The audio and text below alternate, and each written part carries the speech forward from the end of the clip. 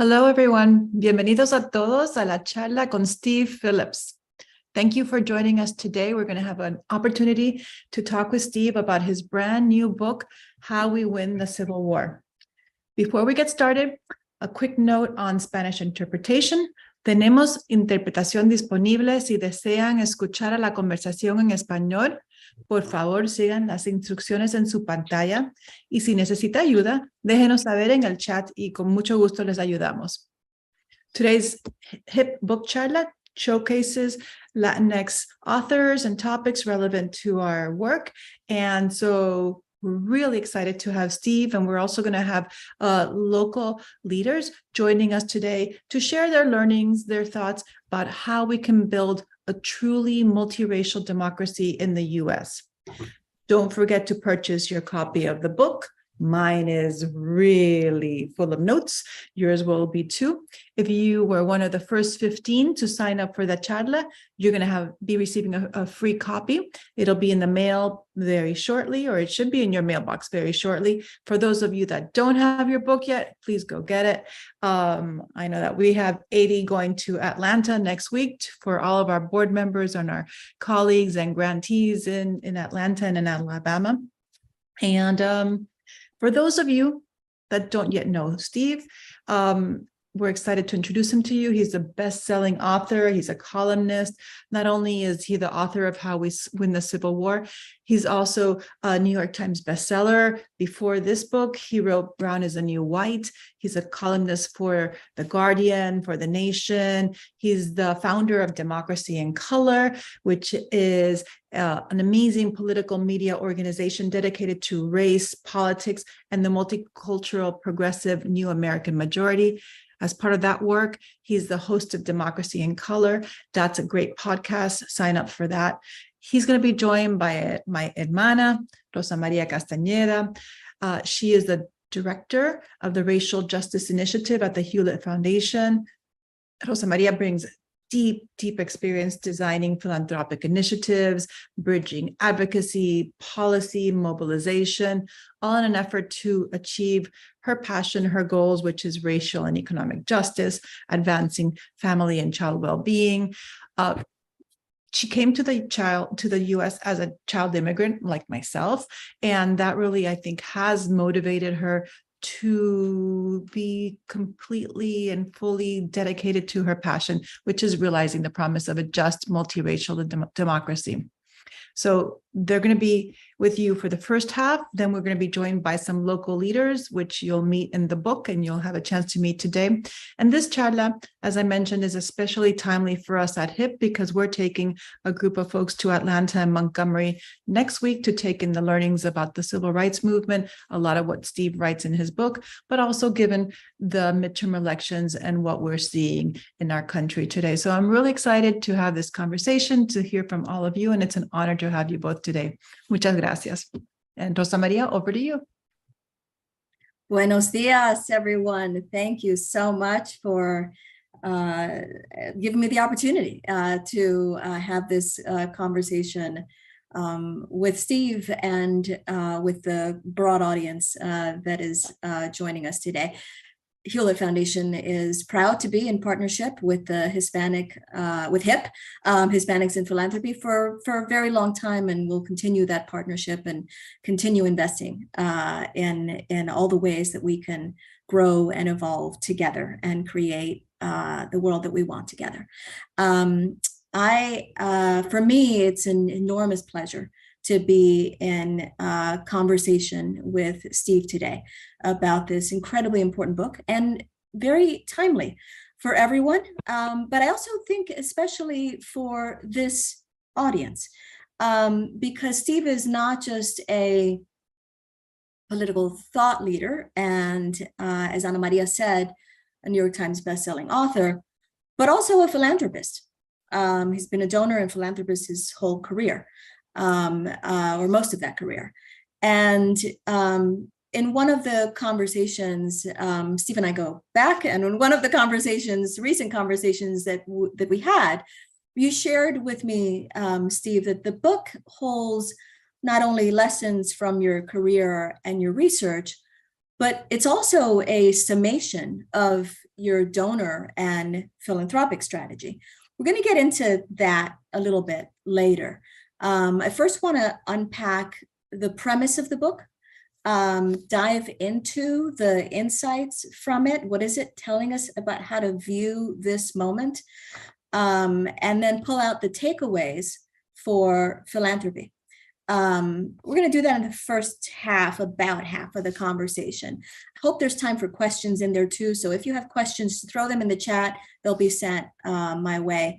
And again, for those of you who don't have the book, I hope that you do go out and get it. It's fantastic and extraordinarily well researched, very, very grounded. Steve, welcome again. And it's great to be in conversation. Thanks for having me. So your first book mentioned by Anna Marie was Brown is the New White. And it helped us find a language for what's happening, becoming a majority minority nation, and the excitement and the opportunity in that. This book has an even more provocative title. It's, how we win the Civil War. And you suggest in it that there's a way of understanding, a new way of understanding this moment. I hear people say, a civil war is forming, a civil war is coming, but you say, no, it's actually unfinished. So tell me about that premise. Why that title? And why that title? Yeah. Well, and again, just I want to thank the HIP family and community for the opportunity and for the partnership, and really to salute your work in terms of focusing on these types of issues. I'm very excited about the trip to the South that's going to be taking place, because that is really the crucible of where much of this country's struggles have taken place, as well as I think where much of the future lies. So the publisher approached me in April of 2020 and asked if I wanted to write another book, and the sense it could be some level of follow-up to Brown is the New White.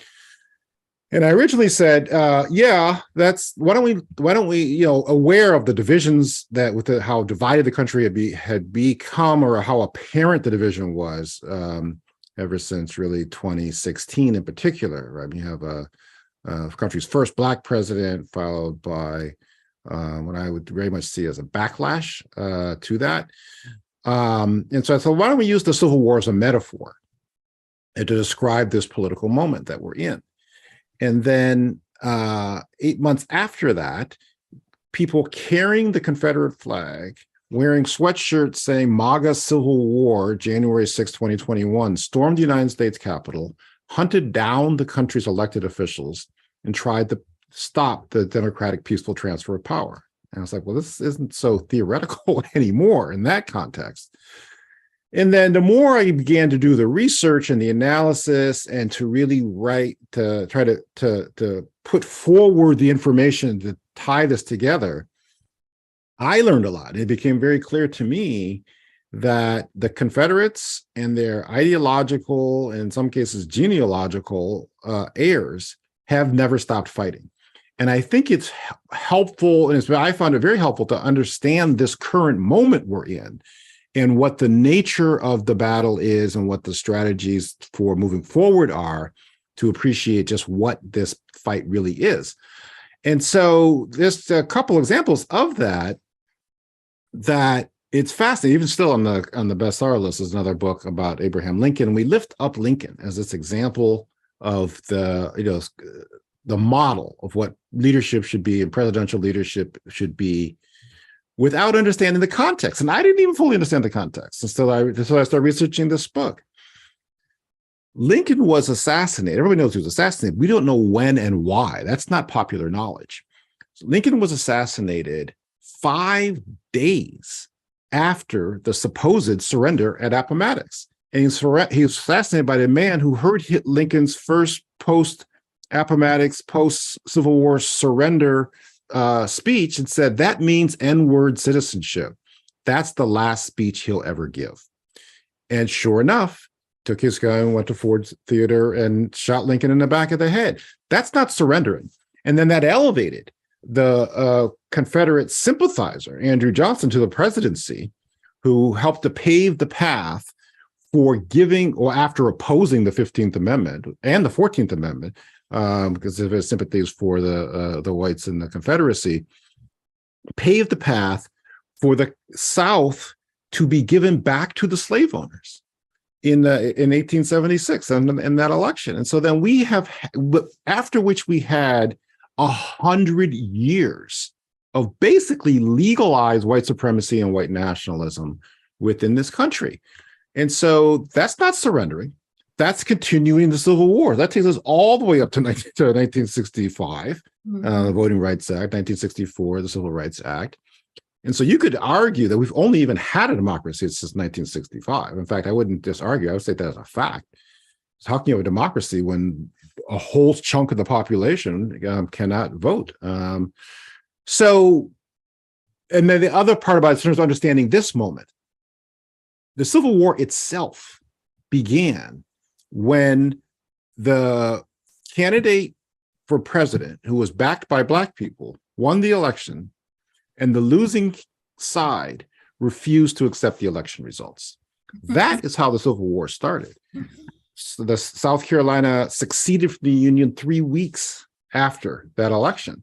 And so the parallels to this moment, and then understanding the nature of this fight, and then the essence of it, is what I've really tried to do in this book, and clarifying that this is not simply a difference of opinion among people with different ideologies or priorities.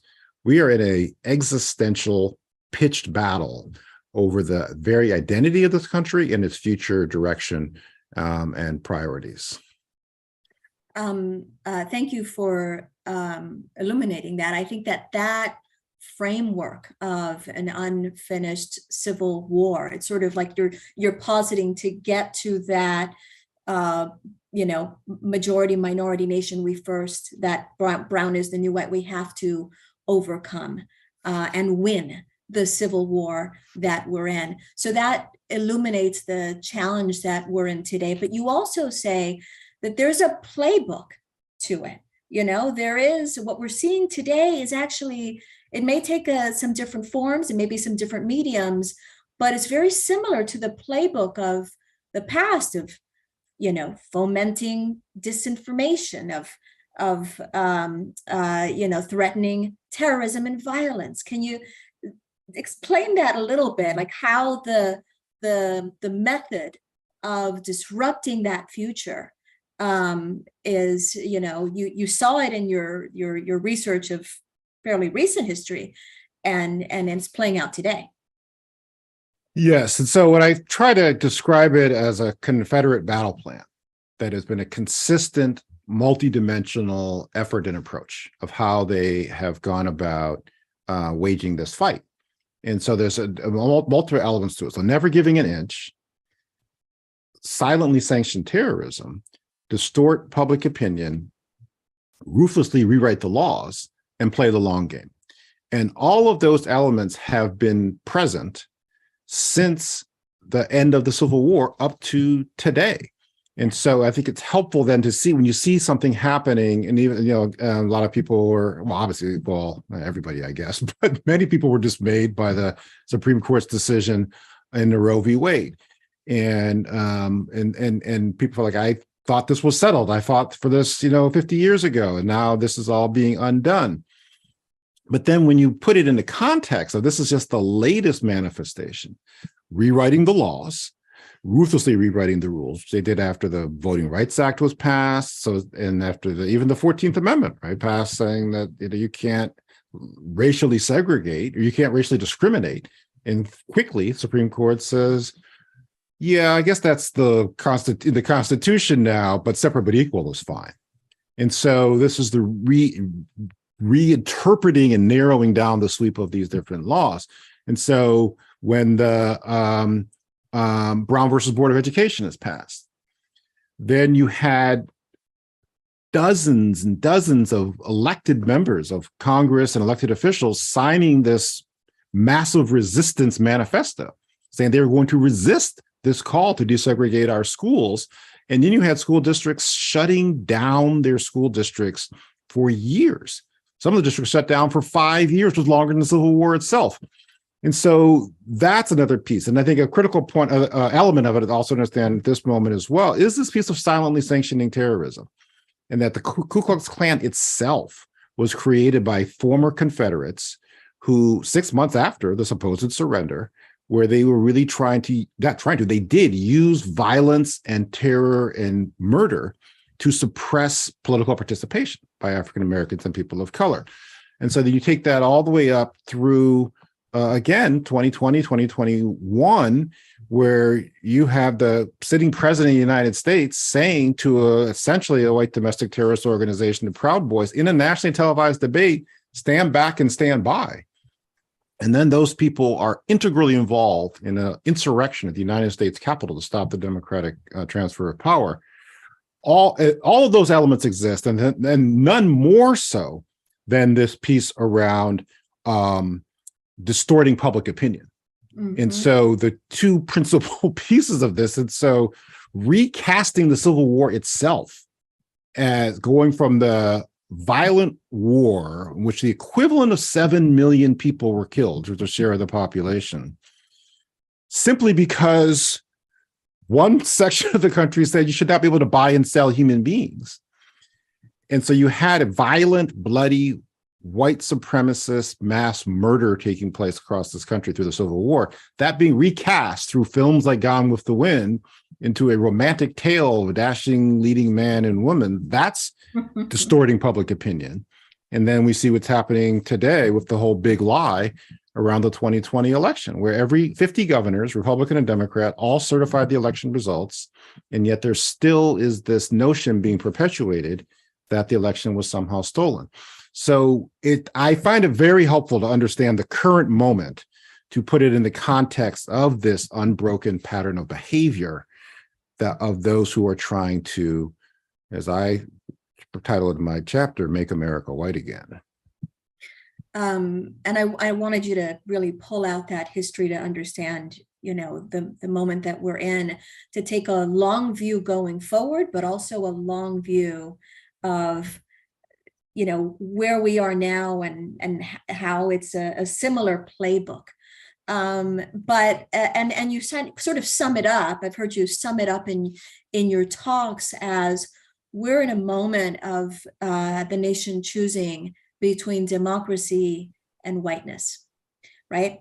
And actually in the chat last week with Angela Blackwell, she finished that sentence and she said, "And if whiteness wins, democracy loses." But how do we not lose? The second half of your book outlines what you call the liberation battle plan. There's the Confederacy playbook that we've seen, and are, I think, agree with you, or still seeing today. But there's also the liberation battle plan. Can you summarize that and lay that out for us? Because that's what we're going to, the audience, the rest of the conversation is about today and building future. So can you outline that, the liberation battle plan, and expand on, what the guests that are joining us later actually represent and what they're doing? So the second half of the book is how we win. So the first half is how the Civil War never ended, and that we're still fighting that battle today. And then the second half is how we win. And the essence of that is 5 case studies of places that were many places quite literally Confederate strongholds, and where there's been significant progress towards creating multiracial democracy, towards manifesting the will of the multiracial majority with a far more progressive and enlightened public policy agenda. And in looking at those different places, I have identified, and it's interesting to me, I knew generally about them, which is why I focused on them, but it was really in writing about it but I saw even more clearly how there is a fundamental common elements in each of those places that are very fundamental. And so that's what I lift up as the Liberation Battle Plan. And so there's 4 core components to that I call level 5 leadership, investing in level 5 leaders. And I draw that concept from the book Good to Great by the business leader, Jim Collins. So the companies that he identified, he all had what he described as level 5 leaders, people who are very personally humble and unambitious personally, but extremely driven and disciplined and tenacious for their organization. And so that's one of its core components. Having a detailed data-driven plan is another element, essential element that has been present in all these different places that have gone through significant change. Strong civic engagement organizations is the third piece of it, and that's linked to the leaders and the plans, and then similarly playing the long game. Every single one of these places that I feature in the book has had the same leadership and organizational work and plan, and it has been continually implemented over the course of 10 years, at least 10 years in those different areas. And so those are the core components. And then, yes, the leaders that we're going to have join us are featured in the book because they've been the people driving this work. And that's one thing I want to say about that too, is that, we in the mass media and then probably even in philanthropy to a certain extent, we worship entrepreneurs. Yeah. And there's I spent too much time yesterday reading about the crypto meltdown and FTX and SBF and whatnot. But it's an example of you have this, young white male entrepreneur who captures the imagination of those who control great resources, and then they just shovel money towards that person, regardless of whether it's a good plan or not. But every single one of the leaders that I laid out in this book is an entrepreneur. They all they created from scratch civic engagement organizations and built them into multi-million-dollar electoral powerhouses that have brought hundreds of thousands and millions of people into the electoral process, and in that process have transformed public policy and the balance of power within those states. And so how is that not an entrepreneur, but they don't reflect the profile of what we think of as an entrepreneur, which is usually a young white guy working on some kind of tech project. And so, but that is an essential element, and that's part of what I'm trying to challenge all of us to do, is to rethink what we think of as leadership and what we think of as entrepreneurs. And I think, you were early to see and early to invest in this kind of now that's come together in sort of a battle plan. And you've got impressive receipts from your investments. Impressive. And you were early to say and pick out, that pick up on not just leadership, but say, we have the leadership, we have the resources, we have the plan, and we have the numbers to put up a fight in places that, to a lot of people, the hill was too steep to climb. And the states that you profile in the book are South and Southwest states. Some of them are established gateway states, immigrant gateway states. Some of them are deep South, and some of them are deep South where there's a huge, rapid growth of population of Latinos. And I think it comes together very well. But I want to note again, lift up that you've done the work, and this is not, in philanthropy we have sort of theories and ideologies, but you have the receipts to show that these investments have proven out. We're going to hear that from the leaders today, but you were also an early investor in Stacey Abrams when, she didn't look like anybody's picture of a leader, right? So I do want you to maybe, speak to what are the some takeaways for the field of philanthropy. What are we missing that we need to take another look at in how we're, making decisions and where we're making bets? I would say, well, two or three things in terms of related to what, talking about in terms of liberation battle plan. So the first is this question of leadership. And I drew great inspiration writing the book from Isabel Wilkerson's book, Caste. And she talks about how we are all actors on a stage that was built long before we arrived. And the roles were predetermined around who plays what role, who's the leading man, who's the sidekick, et cetera. So if you think about it, we've had 46 presidents in this country, all of them men, 45 of them white men. And so the role of president and leader in that fashion is reserved for a white man in terms of the popular imagination. And so that filters out to philanthropy, and I've seen it, over the decades that my wife and I have been involved in philanthropy as well, is who gets the benefit of the doubt, who is denied the benefit of the doubt, who generates a level of underlying enthusiasm and excitement, and who gets more tepid head nodding. And so that's a question, and I would put then Stacey Abrams in that context in terms of not looking like and resonating and connecting with the people who have the largest checkbooks and who have the resources to do investing. And I was, my wife and I were in fact her first donors when she created New Georgia Project in 2014. And that she called me in 2021 after the Congress had flipped and the $2 trillion investment went out from that new Congress that was manifested through the new leaders that Georgia sent to the Senate.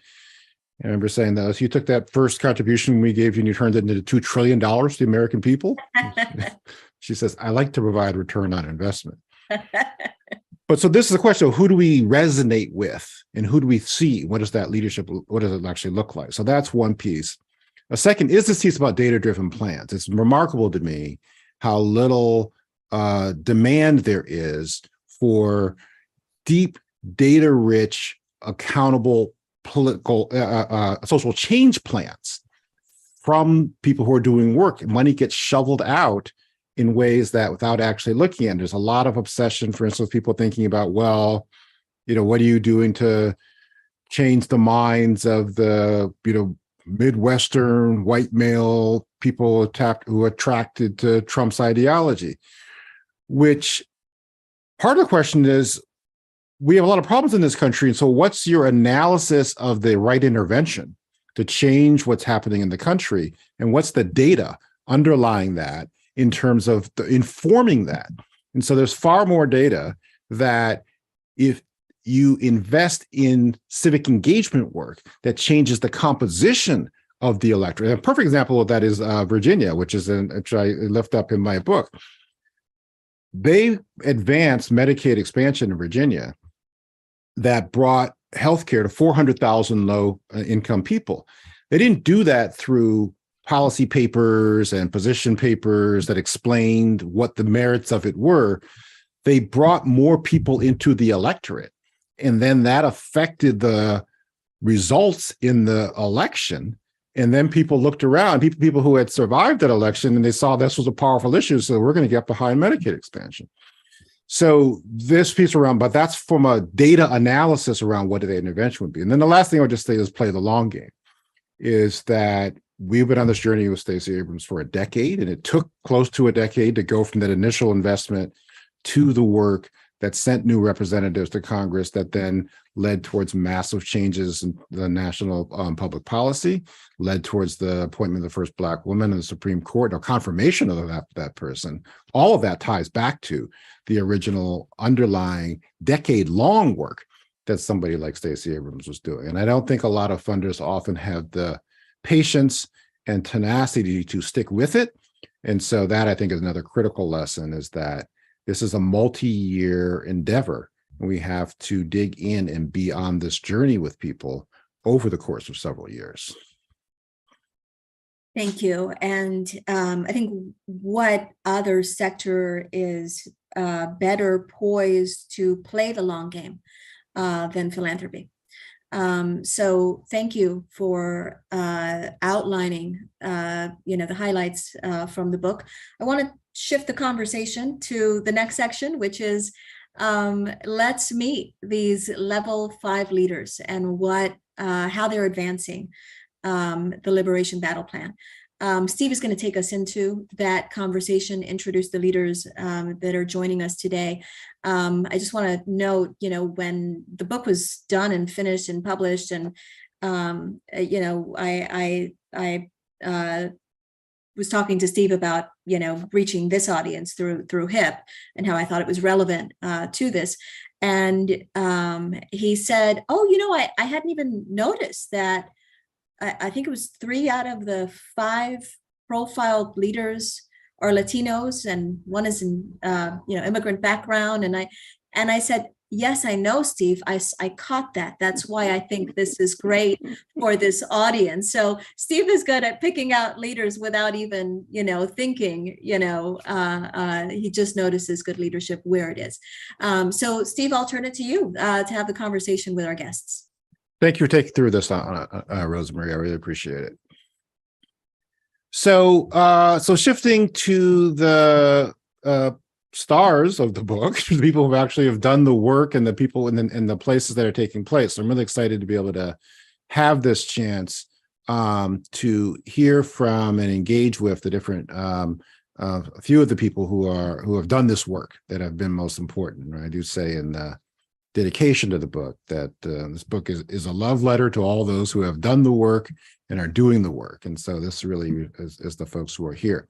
So let me say something about who each of them are briefly, and then we can get into a little conversation around it. So Ashley Robinson is the Executive Director of Progress Georgia now.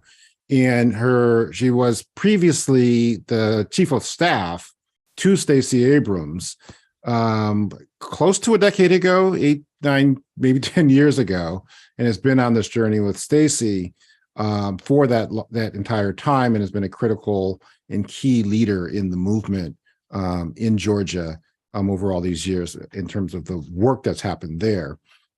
Andrea Guerrero is the founder and executive director of Alliance San Diego, and that's another organization we'll be getting into. And there's been the leading civic engagement organization in San Diego County and in much of Southern California, and has led the work there that has led to the transformation of that electorate, and then lots of public policy changes that have flowed from that.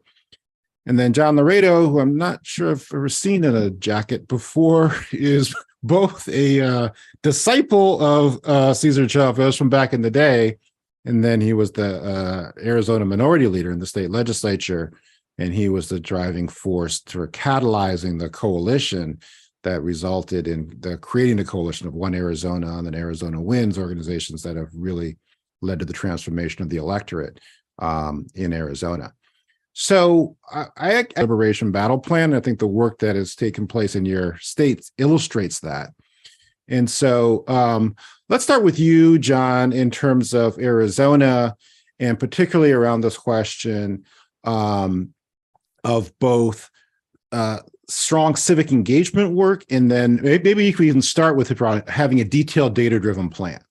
And so first, maybe just tell us a little bit about convening the coalition in after the passage of SB 1070, and then how I know you looked at the model of what Colorado had, and you tried to bring that to Arizona. So you can talk a little bit about that.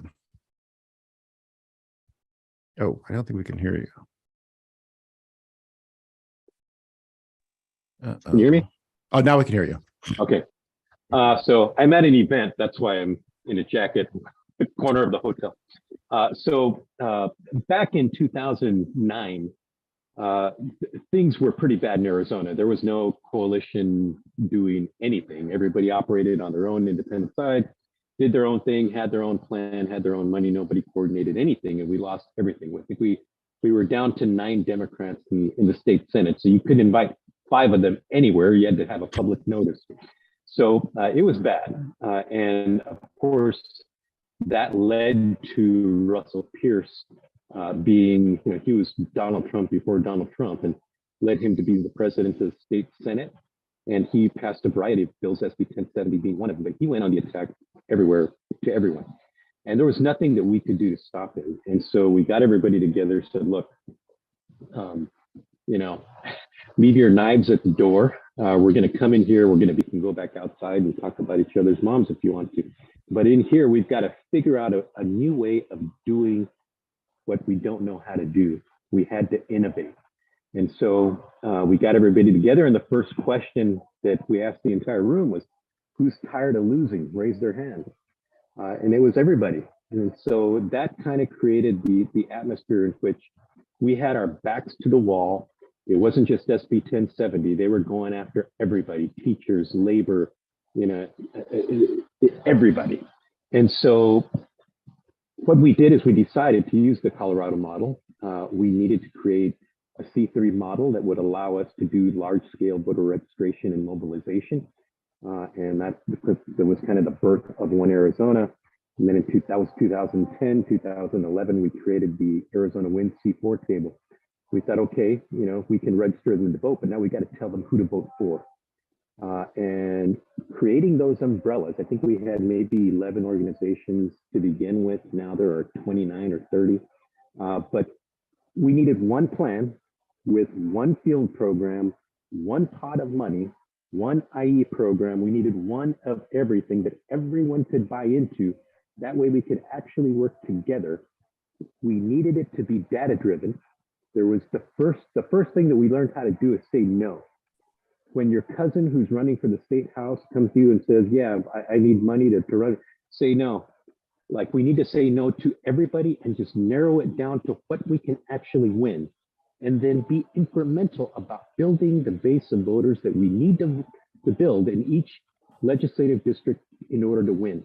And we knew that it was not going to be a one-time program where you pop up right before the election, win something and go away. This was long-term development of the electorate. And I guess that's the most important thing that we did is we quit focusing on the candidates, we quit focusing on the party, and we dug into focusing on the electorate. The goal was to empower voters to choose whoever the hell they wanted to choose. And that, I think, was a really important thing that we did. And we did a long-term plan. We knew that it was going to take 10 years to flip this state. So we had a 10-year plan to be in these districts working and working and working. Some of them took 3 cycles before we actually started winning, but we actually started winning. So we went from having 9 Democrats in the Senate and 20 in the House to having 29 in the House and 14 in the Senate. But it took 10 years. And on the 10th year, we flipped that state and we won the U.S. Senate race, and we made it for President Biden. So that's the lesson that we learned, is that nobody has the capacity to do this alone. We only have the capacity to win if we work together. And that was kind of the immediate catalyst, was organizing ourselves and then focusing on the electorate that we needed in order to win. And that's a long-term investment of focusing on the new American majority vote. So it's worked. And now we're at the point where we need a new 10-year plan to move this thing forward. All right. Yeah, and I would just lift up for everybody in that context that one of the examples of that progress, something that I tried to feature in the book in the Arizona chapter, has to do, so that work that John was talking about started in 2009, 2010, multiple cycles over multiple years. By 2016, one of the organizations, Lucha, Living United for Change in Arizona, from their work with their grassroots members, identified the issue of needing to raise the minimum wage. And so they said this is an important policy development. There's a lot of skepticism from donors, philanthropists, consultants, but they said, no, we're going to go ahead and do it anyways. And because the electorate had been changed, they were able to pass the minimum wage increase ballot measure in Arizona in the same year, 2016, that Trump won that state in the election. So I just think that's a good manifestation of the public policy outcomes of being able to do that kind of work. Andrea, I'll turn to you. And then as John was talking, I actually think it would be helpful for you to talk a little bit about the origins, actually, of Alliance San Diego, and kind of how you came to thinking about creating this type of an organization, and what were some of the steps that you went through in terms of assembling the team that would help you to get this organization up and off the ground. Yes, well, much like in Arizona and San Diego, which was a conservative county, there was a lot of work being done in silos. And so I looked for an organization that was doing multiracial organizing, couldn't find one, and decided to build one with colleagues in the African American community and the API community. And together we built Alliance San Diego. In 2007, we submitted our paperwork, and the day after election, 2008, we got our approval from the IRS. That was no accident. I think we were a threat from jump. And so we did not play in the 2008 election, but we've been playing in elections ever since. Steve is somebody that I knew. He was our first investor, and laid out a math problem and a math solution, and sold him on a vision, and he became the first investor, first of many investors. So really appreciate that. When we launched the organization, I was at the helm, and I looked for people who had three qualities. One, a shared vision of an inclusive democracy. Two, a shared commitment to multiracial organizing. And three, the shared audacity to change the game, because the game wasn't working, right? We weren't going to play the same game and just play it better. No, we were going to change the game. So one example of that is, in the city of San Diego, we've been electing conservatives in primary elections forever. And we know that the general electorate, or the November elections, yield twice the turnout of a primary election, and it's a much more diverse electorate in November. And so we've been building electoral power, but we needed to change the game. And in 2016, we put on the ballot a measure K, that would force a runoff, a top two runoff, in November. So every election would be decided in November, not in the primary. And that one change has led to a total flip of city council. City council, as of last night, is now a 9-0 Democratic majority. Wow. Doesn't mean that we don't have challenges, because those letters don't necessarily indicate a commitment to progressive values. And so we have a lot of work to do, but I'll just add that we began as a nonpartisan organization. That's the bulk of our work. We did build out a 501c4 and a PAC. So we are using all the tools in our toolbox to affect change in San Diego. Right. Thank you.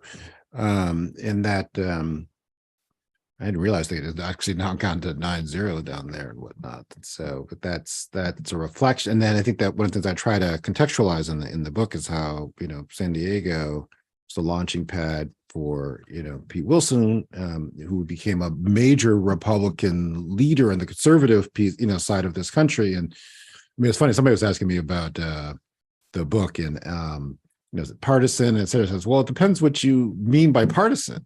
Because for most of this country's history, the Democrats were the Confederates, right? And so it's not necessarily just a pro-democratic type of thing. So it really has to do with the composition of these parties and where we're going. So Ashley, in terms of the Georgia work, it'd be good to hear you describe a little bit to the origin story and how you came to work with Stacey, but particularly in terms of this concept of having a long game. And so when you tell us a little bit about how you came to work with her, and then what her original thinking and plans were in terms of that long game. So I talked to Stacey last night after the election. Obviously, those of us who are supporters of her, very disappointed, but I actually found myself somewhat sanguine about it all in the context of the journey, right? That Stacey was an unknown state legislator who was running around with a tin can trying to get help to move things forward, and has quite literally led to massive changes within this country and the world. So can you talk a little about the origins of that? When you came to work with Stacey, what drew you to her? What was the vision and plan when you first started that work with her?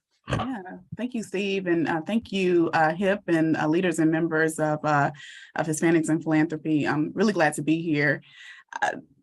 Stacey's trajectory and story and thus my origin story are very interesting.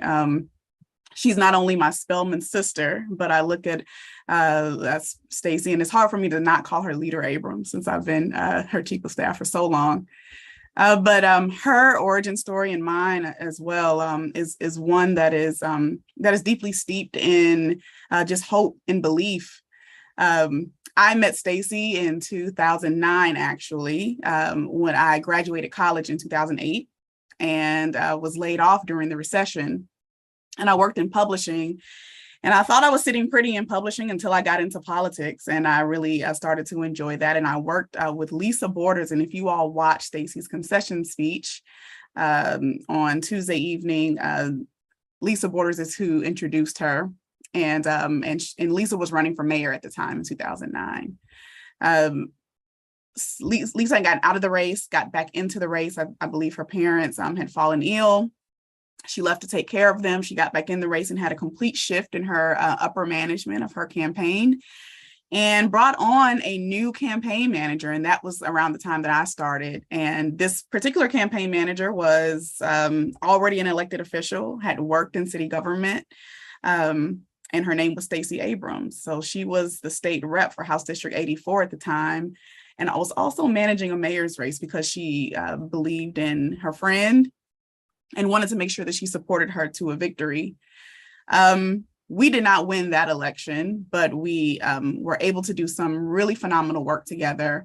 And that's how Stacey brought me on into a number of other projects that I worked on with her. DeKalb County, for those of you that are familiar with Georgia, is one of the largest counties in the state. We have a huge pool of folks that are registered to vote there. And so I did some voter registration work with Stacey in that county, which was where I think she first started, dipping her toe into this voter registration programming. And then she, of course, went back to the legislature and they had their leadership elections. And she decided at that point, after being in the legislature for only 4 years, that she was going to run for minority leader, which was really ambitious, and the audacity of her to be able to do something like that. And she won. And called me up a cold December day and said, I'm looking to build up the staff structure, but I'm also looking to develop a plan for what our caucus needs to, the vision that I have for the caucus. I'm looking for us to do we have legislative priorities. We're going to pick up some House seats. I can't do this alone. Will you join me in this effort? And I decided, of course, that I would join Stacey again. And I went back to my old job and I said, peace out. I am going to the legislature with Stacey, and the rest was history. And so thinking about her vision and what that looked like in developing a 10-year plan. And John talked about this, 10 years seems to be like the theme of what a lot of these states who have these demographic shifts, who have these power dynamics that are shifting. She had a dollar and a dream, essentially, and thought that she was going to, go across the country and raise all of this money. And because we knew that we couldn't necessarily raise it in state because something like that was unheard of. I mean, we were on the cusp of being redistricted out of a lot of seats at the time. Redistricting was happening in 2011. So we had just had our census. And we were moving into the 2012 elections to pick up seats. And so at that moment, she outlined in 10 years, I mean, we're talking about right after redistricting, what is it that we want to see? How many seats do we think that we'll be able to pick up gains within the legislature? But I think aside from that, how do we create a space that allows for Democrats that are living in the state of Georgia to not be nervous or scared about being actual Democrats, and to really give them something to believe in as the minority leader in the minority leader's office. And so, some folks will say, you go into a weak system or you are voted into a weak position, but that doesn't mean that you have to be a weak leader. And I think that's how she assumed the position. We had no power. We had about $25,000 that was given to us from the state. We use that money very conservatively. And we were able to build a very small team of young people who were going to help us build out our internal structure. We thought about, what are the things that our members needed? We thought about ways that we wanted to engage the state and our voters. And we created a space that allowed for folks to know that although we are in the minority, that you should be able to come to the minority leader's office from whatever part of the state that you are in to receive assistance, support, a listening ear. And you all, I'm sure you'll be amazed to know like how many Republican constituents would call our office to get feedback or to really understand, what are the inner workings of the legislature. But we developed this plan over 10 years, and Stacey decided that she was going to then take that show on the road. She had an iPad, she had me, and a little bit of money to take on the road. And some of the first meetings that we had around, we created a PAC, and the PAC was called Georgia Next, I remember. And we went around the country asking for small amounts of money. And I'm talking $5,000, $10,000, really outlining what this plan could look like. And in a course of a few electoral cycles, how we will be able to get from 58 seats, because we had some folks when Stacey became leader, move over to the Republican side. So we were at 60 seats. We lost a couple seats because why would you want to be under the leadership of a Black woman who is also young? And then was able to move the needle from there. So in that first year, or those first couple of years, we stopped ourselves from, we stopped a Republican supermajority, but we were also able to raise a little bit of money. And Steve's initial investment in $10,000, and he talks about this return on investment a lot, but it's real, because we were able to do a lot. And when you're in a state like Georgia, when you're in a state in the Deep South that is red, that is deeply conservative, you are able to move mountains with a small amount of money. So that's how we were able to develop this really strong plan. Great. Thank you for that, Ashley. So I'm always amazed by how time zooms by. So I want to ask, trying to figure out what's the right question.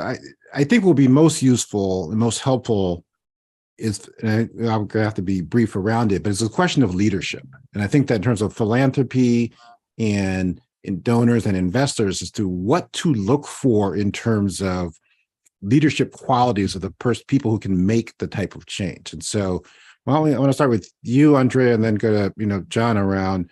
Can you think, maybe even give us one example of somebody who you have backed and invested in, and what you've learned from that in terms of the types of qualities that would make Steve? Yes. So, I've looked for people with the shared values that I listed earlier. A great example of investing in leadership early and having a 10-year-long plan for developing leaders in the organization and external to the organization. A great example of that is Diamond, a young woman who came to us as a volunteer when she was 19, disgruntled with her high school experience, discontent with the world, and had a real hunger for change. And that was all that we needed to start to invest in her. And so we taught her the skills that we were learning in real time around voter data management. We taught her management skills, organizing skills, and continuously gave her more and more responsibility. She, ended up driving our civic engagement program for many years, and more recently stepped out to become chief of staff for Lorena Gonzalez, who, when she was at the assembly, and is now head of the California Labor Fed, and Diamond has gone with her. And so, a wise person, Andy Wong, who many of you may know, once told me that your team is not just the people in your organization, but the people who you develop and who you ride with. And Steve is definitely one of those people for sure. And Diamond is too, right? So she's changed hats, but we're going to ride together our whole life long, because she has what it takes to affect change. Right. So John, we have to wrap with you. 2 minutes. Do you want to give an example of what you've looked for and then and the leadership qualities of people that you've supported? Oh, we can't hear you again. Sorry about that. There you go. As we have built this thing out, we look for a variety of different things. We look for a team that can complement each other. They have to be people that are very highly skilled at what they do. They have to be good at what they do. And you can always find people that are good at what they do, but they have to have the right values. Show me somebody who has seen a struggle or two. Show me somebody who has been on their back in a fight and has gotten back up. And that's what I'm looking for. I want somebody who's going to fight. I want somebody who knows how to take a hit and give back twice as much. They need to have the skill, but they need to have the determination and the drive inside of them to get through this struggle and this fight. And understand that this is not an overnight thing. This is a long-term battle. It's a river, and you're going to get in, you're going to fight like hell, and put more people in. Great. Thank you, John. And thank all of you. And I hope that the all the members and the panelists and the network sees that, to me, this picture on the screen is, to me, what leadership looks like. And it's not necessarily the picture that's frequently promoted within the philanthropic world. So appreciate all three of you for your work and for joining us on this. And Rosa Maria, I'll turn it back to you.